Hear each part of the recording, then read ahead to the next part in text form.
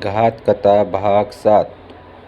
बाहेर जमिनीवर डोक्यावर आदळलो, पण दरीत बरीच झाडे होती. मी कसा तरी झाडाझुडपांना पकडत त्याचा आधार घेतला तसा स्थिरावलो. मी खाली बघितलं. रुपेशची गाडी कोसळत थेट दरीच्या तळाशी गेली. माझ्या डोक्यावरून गरम असं काहीतरी तोंडापर्यंत येत होतं. सर्व अंगातून वेदना येत होत्या, पण अजिबात हलता येत नव्हतं, कारण त्राणच नव्हते. मी बेशुद्ध झालो. घाटात काहीतरी भयानक बघून सोमनाथ आजारी पडला. रुपेशने या गोष्टीचा फायदा घेतला. तो मागे लागलाय असे रुपेश म्हणाला, पण सोमनाथ असं कधीही म्हणाला नाही. रुपेशने तो चा बनाव रचला. तो माणूस, त्याला अटॅक येऊन मरणे हे सारं झूट, खोटं होतं. असं काही घडलंच नाही.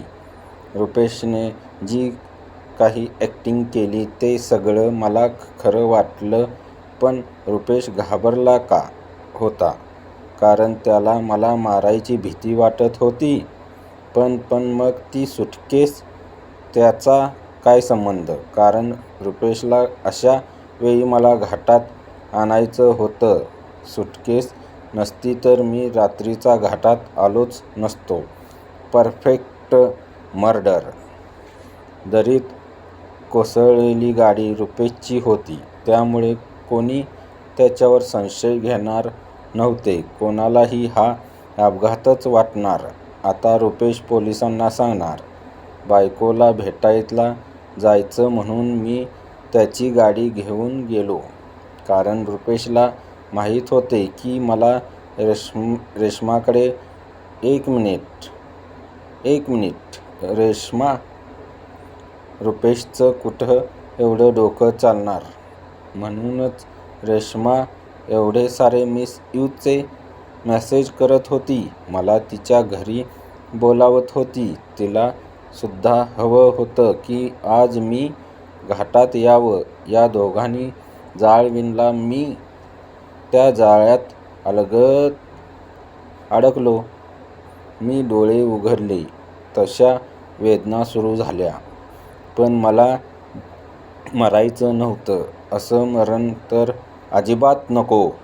मी कसातरी धडपडत हळूहळू झाडाला आधार घेऊन रांगत होतो. वर चढत होतो. पाऊस थांबला होता. चिखल झाला होता, त्यामुळे घसरून खाली पडत होतो. परत रांगत होतो. पुढे सरकत होतो. चिखलाने बरकटलेलो होतो. तोच चिखल जखमावर लावला तसं रक्त थांबलं. वेदना सहन केल्या. डावा हात हलवता येत नव्हता. सुजत चालला होता. बहुतेक मोडला असावा.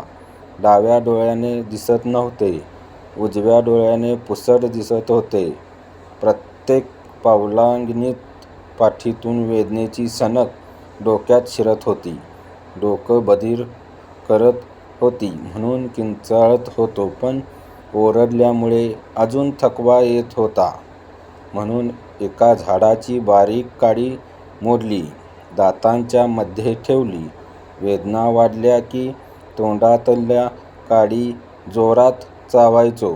त्या काडीचा कडूशार रस कसातरी गिळत होतो. मरायचं नाही, आता फक्त मारायचं. कसातरी घाटातल्या रस्त्यावर आलो तसं बरं वाटलं. घाटाकडे बघितलं. कोणीच नव्हतं.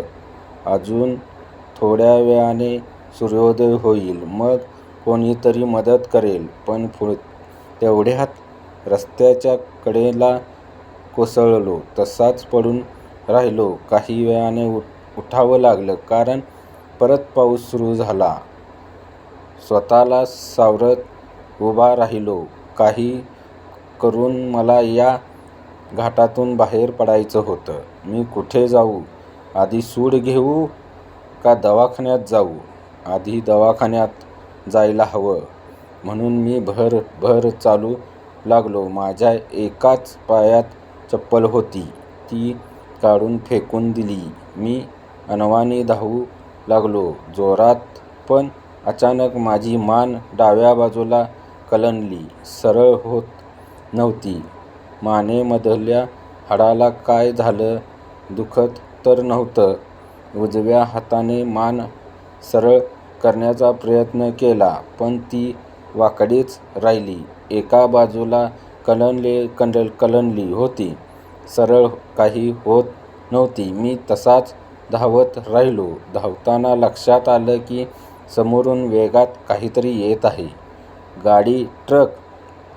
पण मला दिसत कसं नाही, कारण वाकड्या मानेमुळे मला समोरचं दिसत नव्हतं, मागचं दिसत होतं. माझी मान. माझ्या लक्षात आलं तसा मी धावायचं थांबलो.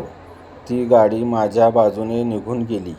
माझ्या लक्षात आलं की मी हे सगळं आधी बघितलं आहे. हो, त्या दिवशी घाटात एका मान मोडलेल्या माणसाला धावताना बघितलं. तो माणूस मीच होतो. तेव्हा हा घाट मला माझं भविष्य दाखवत होता.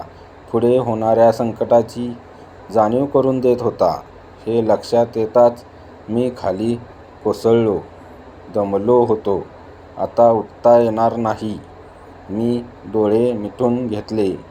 कायमचे घाटाला आणखी एक बळी मिळाला होता.